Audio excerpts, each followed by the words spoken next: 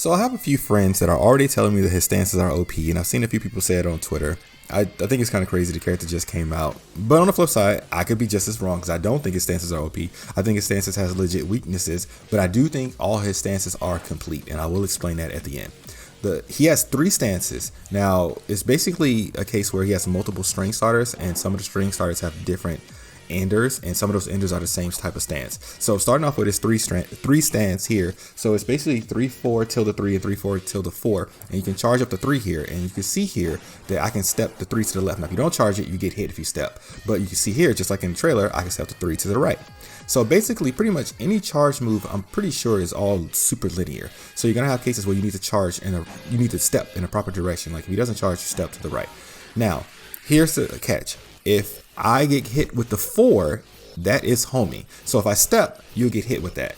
But it's a high, so you see here I'm ducking it. So that's like the 50-50 there. You duck it you duck the high, or you step to the right. Now if you block it, the high is +6. So that's some crazy block pressure. So you don't really want to block it, if I'm being honest. And it's a counter hit launcher, so you need to be careful when trying to interrupt as well. But that's a 50-50 there. Now here I'm looking at his 1 strings. Now his 1 string, his 2 strings, and his 4 strings all have the same ender. And this is a different stance. What I'm going to show you here applies to pretty much every stance. You can interrupt all of his stances with the I-12 move or faster on block. That's pretty strong.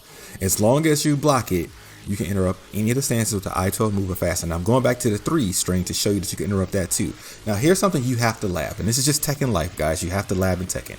You need to lab to know the starters for each string, because if you don't know the starter for each string, you don't know when the interrupt gap is. So you need to lab, for example, the 3 and the 4-3 have the same ender, so you need to be aware when he's doing the 3 and when he's doing the 4-3 animation. The 1 string, the 2 string, and the 4 string again have the same stance ender, so you need to know the animations for both of those. Now I'm going to go to his 3rd string, which is his down 4-1, and this is all for visual effects. At this point, what I'm saying is still the same. You interrupt every single one with the I-12 or faster, but you need to know the starter string. Now I actually really love his down 4-1 strings. I'm making a breakdown and overview guide. I'm super excited about that. I'm working on it, and I should have that out for you guys in about 3 days roughly. And I'm going to break down.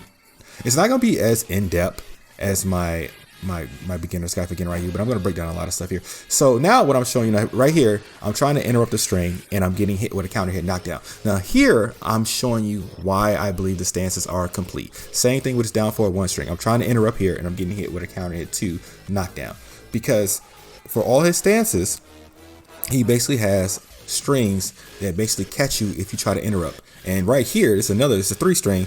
If the second hit connects of that string, all 3 of the next 3 hits are guaranteed. It's some pretty crazy damage. So it's something that I guess what I'm trying to say is, if you try to interrupt, it's kind of like a 50-50 guess here. If you try to interrupt and it turns out that you guessed wrong, he didn't go for the stance, you're going to deal with some pretty crazy damage. Now I'm going to show you something from 𝐂𝐍𝐍𝐄𝐂𝐓 here, and this is my opinion why I think FAHKUMRAM stances definitely have weaknesses. Because for 𝐂𝐍𝐍𝐄𝐓, if 𝐂𝐂𝐍𝐍 actually does a move to enter her stance, she's so plus that you have to eat the 50-50 mix up. FAHKUMRAM does not have that luxury.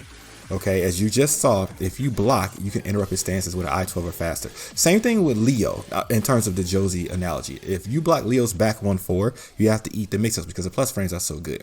So this, again, these are just my opinions of why I think FAHKUMRAM stances are balanced and not OP.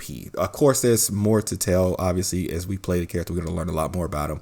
But anyway, this is just me, a quick breakdown from me to you guys to give you a few pointers to get started. This is Acid Light. I hope you guys enjoyed the quick breakdown of the weaknesses of what I found in his stances so far.